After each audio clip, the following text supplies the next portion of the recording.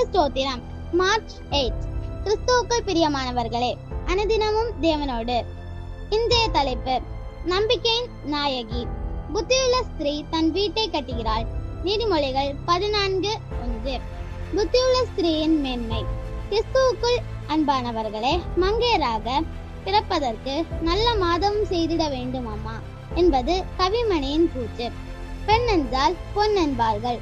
கூடாரங்களில் ஒளிந்து கொண்டிருந்த பெண்கள் தற்போது பல துறைகளில் சாதித்து வருகிறார்கள். பெண்கள் ஓரங்கட்டப்பட்ட காலம் மாறி ஆண்களுக்கு நிகராக பெண்களுக்கும் சம உரிமை வழங்கப்படுகிறது.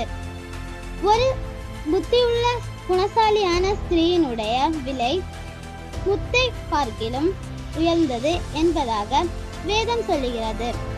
ஒரு பெண்ணின் வலிமையை அறிய அவள் குடும்பத்தையும், அவள் இனிமையை அறிய அவள் குணத்தையும், அவள் அருமையை அறிய அவள் அன்பையும் பாருங்கள். அவள் வீட்டை மட்டுமல்ல, நாட்டையே கட்டுகிறாள். இதற்கு எடுத்துக்காட்டாக வேதாகமத்தில் இஸ்ரவேலின் தாயாக திகழ்ந்த தெபோராள் வீட்டை மட்டுமல்ல, நாட்டையே நீதியாய் நியாயம் செய்து இஸ்ரவேலருக்காக தேவனிடம் மன்றாடி தேவ வார்த்தைகளை பெற்று அதை அவர்களுக்கு அறிவித்தாள். தேவனிடம் அவள் கொண்ட நம்பிக்கையானது அவளை யுத்தத்திலும் களமிறக்கியது.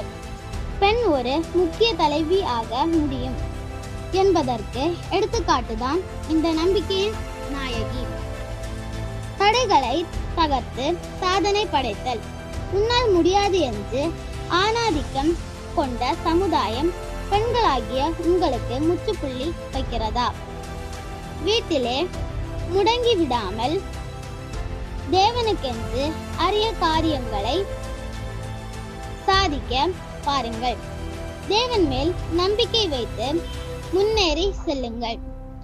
மனுஷனுக்கு பயப்படாமல் தேவனுக்கு மாத்திரம் பயப்படுங்கள். அப்பொழுது உங்களை யாராலும் வீழ்த்த முடியாது. மற்றவர்களுக்காக உங்கள் முடிவை மாற்றிக்கொள்ளாதிருங்கள். உங்கள் அழகை அல்ல, குணத்தையே மேன்மைப்படுத்துங்கள்.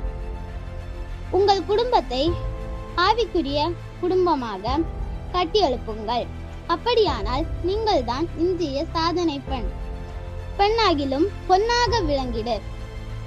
சாதனையில் சரித்திரம் படைத்திடு. சமுதாயத்திற்கே தலைவியாகி தலை நிமிர்ந்திடு. நம்பிக்கையின் நாயகனாம் இயேசுவே முன்னிறுத்திடு. இயேசு கிறிஸ்துதாமே உங்கள் வாழ்க்கையை சிறக்க கிருபை செய்வாராக. ஆமென்.